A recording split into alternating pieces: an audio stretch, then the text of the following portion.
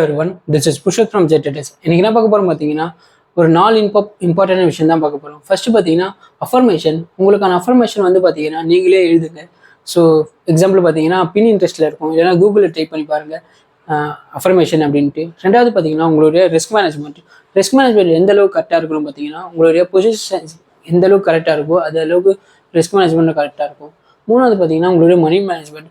மணி management எந்த அளவுக்கு கரெக்டாக இருக்கணும் பார்த்தீங்கன்னா உங்களுடைய 10%, அதாவது ஹோல் கேபிட்டலில் 10%, அந்த 10% தான் இறக்கணும். எக்ஸாம்பிள் பார்த்தீங்கன்னா என்கிட்ட ஒரு 1 லட்சம் இருக்குன்னா 10% தான் நீங்கள் இறக்க வேண்டியது இருக்கும். இப்போ எக்ஸாம்பிள் பார்த்தீங்கன்னா ஒரு 10,000 தான் ஒரு ட்ரேடுக்கு நீங்கள் யூஸ் பண்ண முடியும். அப்படி யூஸ் பண்ணும்போது தான் உங்களால் கரெக்டான ஸ்டாப் லாஸ் எடுக்க முடியும், கரெக்டான ரிஸ்க் ரிவார்டும் பண்ண முடியும். ஸோ இதுமாரி பண்ணும்போது 10 ட்ரேடு உங்களால் பண்ண முடியும். 10 ட்ரேடில் 2 ட்ரேட் லாஸ் ஆனால் கூட 8 ட்ரேடு உங்களுக்கு நிறைய ஆப்பர்ச்சுனிட்டி இருக்குது. ஸோ இதுதான் நான் சொல்ல உள்ளது. ஒரே ஒரு ட்ரேடில் எடுத்து போய் போட்டிங்கன்னா உங்களுக்கான ஆப்பர்ச்சுனிட்டி வந்து பார்த்தீங்கன்னா ரொம்ப ரொம்ப கம்மியாக இருக்கும்.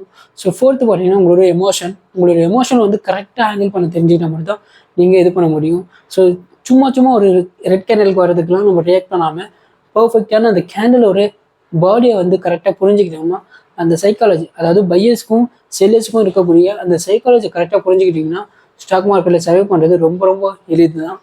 ஸோ இதுதான் நான் இன்னைக்கு சொல்ல வந்தது. Thanks for that.